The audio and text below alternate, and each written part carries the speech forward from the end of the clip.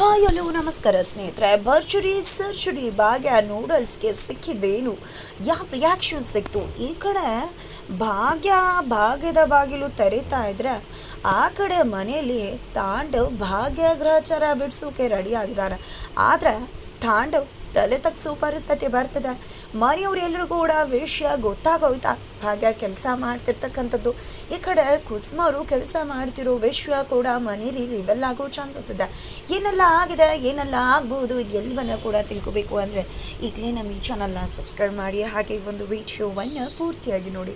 ಇಲ್ಲಿ ತಾಂಡವ್ಗಂತೂ ಗೊತ್ತಾಗ್ಬಿಡತ್ತೆ ಈ ಕಡೆ ತನ್ನಮ್ಮ ಕೆಲಸ ಮಾಡ್ತಿದ್ದಾರೆ ಅಂತ. ಮೊದಲೇ ಈ ಭಾಗ್ಯ ಗ್ರಹಚಾರ ಬಿಡಿಸ್ಬೇಕು. ನನ್ನಮ್ಮ ಇಲ್ಲಿ ಕೆಲಸ ಮಾಡ್ಕೊಂಡು ಕೂತ್ಕೊಂಡಿದ್ರೆ ಇವಳು ಭಜನೆ ಮಾಡೋಕೆ ಹೋಗಿದ್ದಾಳ ಅಂತ ದೇವಸ್ಥಾನಕ್ಕೆ ಹೋಗ್ತಾರೆ.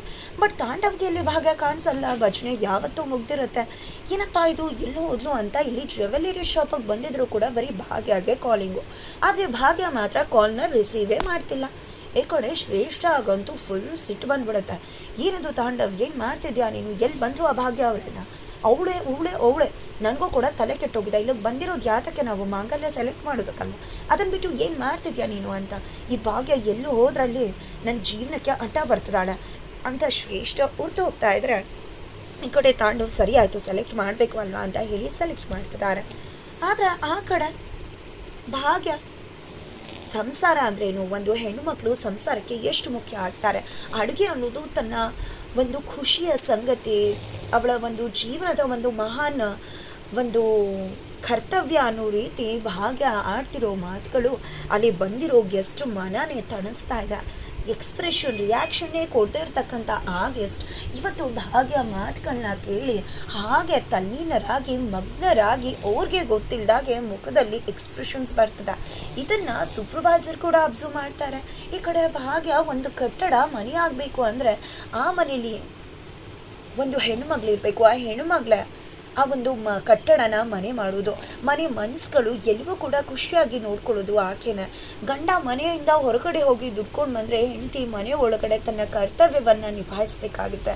ಇಲ್ಲ ಅಂದರೆ ಒಂದು ಮನೆಯಾಗಿ ಉಳಿಯೋದಿಲ್ಲ. ಅದು ಒಂದು ನಂದಗೋಕುಲ ನಂದಾದೀಪವಾಗಿ ಬೆಳಿಬೇಕು ಅಂದರೆ ಹೆಣ್ಣಿನ ಪಾತ್ರ ತುಂಬಾ ಮುಖ್ಯವಾಗಿರುತ್ತೆ. ಒಂದು ಹೆಣ್ಣು ಸಾರ್ಥಕತೆ ಅಂತ ಅನ್ನಿಸೋದು ಅವಳು ತನ್ನ ಮನೆಯವರು ಅವಳು ಮಾಡಿರುವ ಅಡುಗೆನ ತಿಂದು ತುಂಬ ಚೆನ್ನಾಗಿತ್ತು, ಹೊಟ್ಟೆ ತುಂಬಿತು ಅಂದಾಗ ಹೊಟ್ಟೆ ತುಂಬ ಅವ್ರಿಗೆ ಊಟ ಹಾಕಿ ಅವರು ಊಟ ತಿಂದು ಒಂದು ನಗೆ ನೋಡ್ತಾರಲ್ವ, ಅದರಿಂದ ಆಗೋ ಖುಷಿ ಅವಳಿಗೆ ಅಷ್ಟಿಷ್ಟಲ್ಲ. ಅದೇ ಅವಳ ಬದುಕಿನ ಒಂದು ಸಾರ್ಥಕತೆ ಅಂತ ಅನ್ಕೋತಾಳೆ. ಜೊತೆಗೆ ನನ್ನ ಮಗನಿಗೆ ನೀವು ಹೇಳ್ತಿರೋ ಸ್ಪೆಷಲ್ ಡಿಶ್ ಅಂದರೆ ತುಂಬ ಇಷ್ಟ. ಊಟನೇ ಮಾಡೋದಿಲ್ಲ, ಇಡೀ ದಿನ ಅದನ್ನೇ ತಿಂತಾನೆ. ನಮ್ಮ ಮನೆಯವ್ರು ಎಲ್ಲರೂ ಕೂಡ ಅದನ್ನೇ ತಿಂತಾರೆ. ನನಗೆ ತುಂಬ ಚೆನ್ನಾಗಿ ಮಾಡೋಕ್ಕೆ ಬರುತ್ತೆ ಅಂತ ಹೇಳ್ತಿದ್ದಾಳೆ. ಜೊತೆಗೆ ಒಂದು ಗಂಡ ಹೊರಗಡೆ ಹೋಗಿ ದುಡಿಬಹುದು, ಆದರೆ ಮನೇಲಿ ಒಂದು ಹೆಣ್ಣು ದುಡಿದೇ ಇದ್ದರೆ ಆ ಮನೆ ಸಂಸಾರ ಅನ್ನೋದು ತುಗಿಸ್ಕೊಂಡು ಹೋಗೋದು ಕಷ್ಟವಾಗುತ್ತೆ. ಒಂದು ಊಟಕ್ಕೆ ಸ್ಪೈಸಿ ಮಸಾಲೆ ಹೇಗೆ ಮುಖ್ಯನೋ ಒಂದು ಬದುಕಿಗೆ ಉಪ್ಪು ಹುಳಿ ಖಾರ ಸಿಹಿ ಅಂತಕ್ಕಂಥದ್ದು ಅಷ್ಟೇ ಮುಖ್ಯವಾಗಿರುತ್ತೆ. ಎಲ್ಲವನ್ನ ಕೂಡ ಹದಕಟ್ಟಿ ಒಂದು ಸಂಸಾರನ ನಡೆಸ್ತಕ್ಕಂಥದ್ದು ಒಂದು ಹೆಣ್ಣು. ಆ ಹೆಣ್ಣು ತನ್ನ ಮನಸ್ಸಿನ ತನ್ನ ಮನೆಯವರ ಖುಷಿಗೋಸ್ಕರ ಏನು ಬೇಕಿದ್ರೂ ಮಾಡ್ತಾಳೆ, ಅಂತ ಕಷ್ಟ ಬೇಕಿದ್ರೂ ಸಹಿಸ್ತಾಳೆ. ಅಂಥದ್ರಲ್ಲಿ ಅವ್ರಿಗೆ ಮನಸ್ಸು ಇಚ್ಛೆ ಊಟ ಬಡಿಸಿ ಹಾಕೋದಿಲ್ವ, ರುಚಿಯಾಗಿ ಊಟ ಬಡಿಸ್ತಾಳೆ. ಕೆಲವೊಮ್ಮೆ ಅವಳಿಗೂ ಕೂಡ ಸಾಕಾಗ್ಬಿಡುತ್ತೆ. ಆದರೆ ಸಾಕಾದಾಗ ಏನೋ ಕೊಟ್ಟು ಬಿಡೋಣ ಅನ್ಕೋತಾಳೆ. ಆದರೆ ಹೊಟ್ಟೆ ತುಂಬ ತಿಂದು ಅಮ್ಮ ಚೆನ್ನಾಗಿತ್ತು ಅಂತ ಮಗ ಬಂದು ಹೇಳಿದಾಗ ಅವಳಿಗಾಗಿರೋ ಆಯಾಸ ಕೂಡ ಮರೆತು ಬಿಡ್ತಾಳೆ.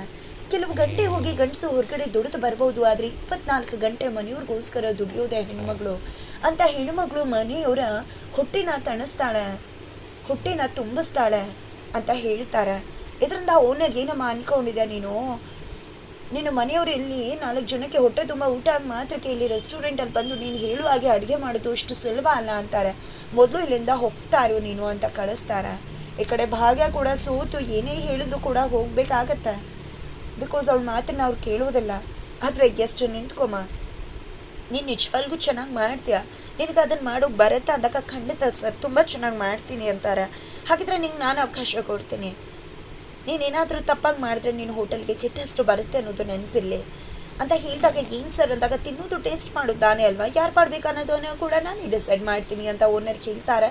ಗೆಸ್ಟ್ ಕೂಡ ನಂತರ ಇಲ್ಲಿ ಭಾಗ್ಯಗೆ ನಿನ್ನ ಟೈಮ್ ಸ್ಟಾರ್ಟ್ಸ್ ನಾವು ಹೋಗಮ್ಮ ಮಾಡು ಅಂತ ಹೇಳ್ತಾರೆ. ಈ ಕಡೆ ಹಿತಾಗಂತೂ ಫುಲ್ ಖುಷಿ ಆಗುತ್ತೆ, ಭಾಗ್ಯಗೆ ಫುಲ್ ಖುಷಿ ಆಗಿಬಿಡುತ್ತೆ.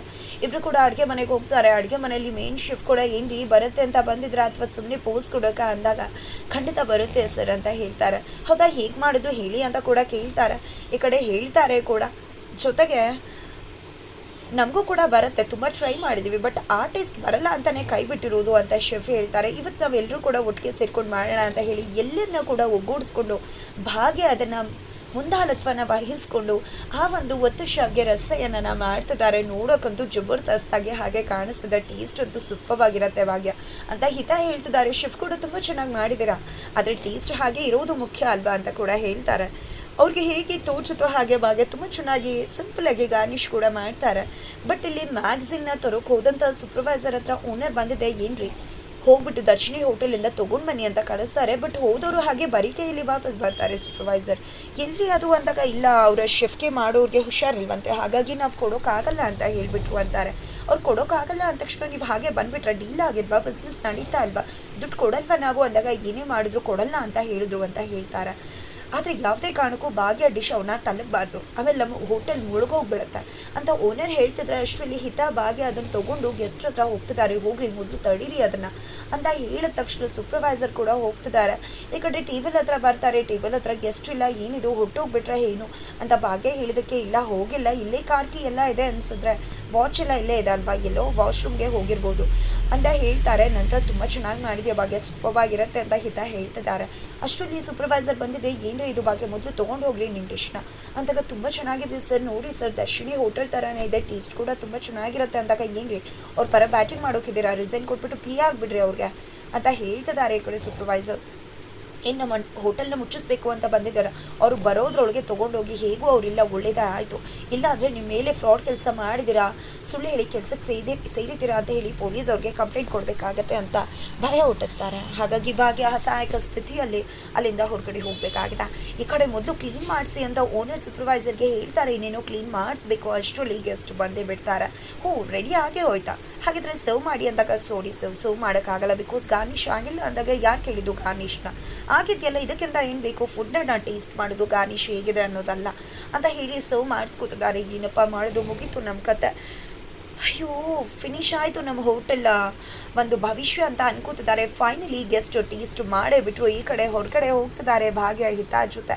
ಹಾಗಿದ್ರೆ ಏನಪ್ಪ ಆಗತ್ತೆ, ಆ ಕಡೆ ತಾಂಡವಂತೂ ಉರ್ಕೋಪ್ತಲ್ಲಿ ಮನೆಗೆ ಬರ್ತಿದ್ರೆ ಅಲ್ಲಿ ಕುಸುಮ ಅವರ ಆರೋಗ್ಯ ಹದಗೆಟ್ಟಿದೆ.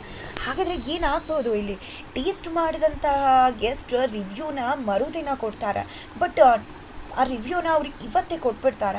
ಅಷ್ಟು ಸೂಪರ್ವಾಗಿರುತ್ತೆ ಖಂಡಿತ ಅದು. ಹಾಗಿದ್ರೆ ರಿವ್ಯೂ ಕೊಡ್ತಾರೆ, ರಿವ್ಯೂ ಕೇಳಿ ಅವರಿಬ್ರಿಗೂ ಓನರ್ ಮತ್ತು ಸೂಪರ್ವೈಸರ್ಗೆ ಶಾಕ್ ಆಗುತ್ತಾ, ಎಲ್ಲಿ ಅವರು ಅಂತ ಕರೀತಿದ್ದಾರೆ, ಬಟ್ ಅವರು ಆಲ್ರೆಡಿ ಹೊರಗಡೆ ಹೋಗಿದ್ದಾರೆ. ಜೊತೆಗೆ ಈ ಕಡೆ ಕರೀರಿ ಅಂತ ಹೇಳಿ ಕರ್ಸ್ಕೋತಾರೆ, ಆದರೆ ಆಲ್ರೆಡಿ ಹಿತ ಬಂದು ಭಾಗ್ಯ ಹೋಗಾಯಿತು ಅಂತಾರೆ. ಈ ಕಡೆ ರಿವ್ಯೂ ಕೊಡೋ ರಿವ್ಯೂ ಹೇಗಿರುತ್ತೆ, ಖಂಡಿತ ಭರ್ಜರಿ ಸರ್ಜರಿ ಆಗಂತೂ ಇರುತ್ತೆ, ತುಂಬ ಸೂಪರ್ ಎಕ್ಸ್ಟ್ರಾಡಿನರಿ, ನಾನು ಇಂಥ ಟೇಸ್ಟ್ ಮಾಡೇ ಇಲ್ಲ, 5 ಸ್ಟಾರ್ ಅಂತೂ ಕೊಡೋದು ಶತಸಿದ್ಧ.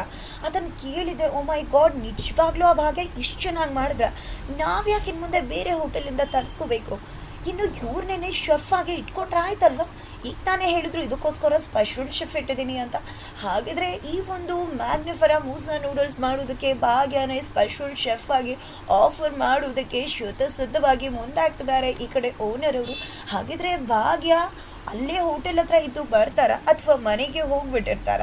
ಇಲ್ಲಿ ಹಿತ ಮತ್ತು ಸೂಪರ್ವೈಸರ್ನ ಕಳಿಸಿ ಭಾಗ್ಯಗೆ ಒಂದು ಆಫರ್ ಲೆಟರ್ನ ಕೊಡೋಕೆ ಮುಂದಾಗ್ತಾರ ಈ ಕಡೆ ಹೋಟೆಲ್ 5 ಸ್ಟಾರ್ ಹೋಟೆಲ್ನವರು.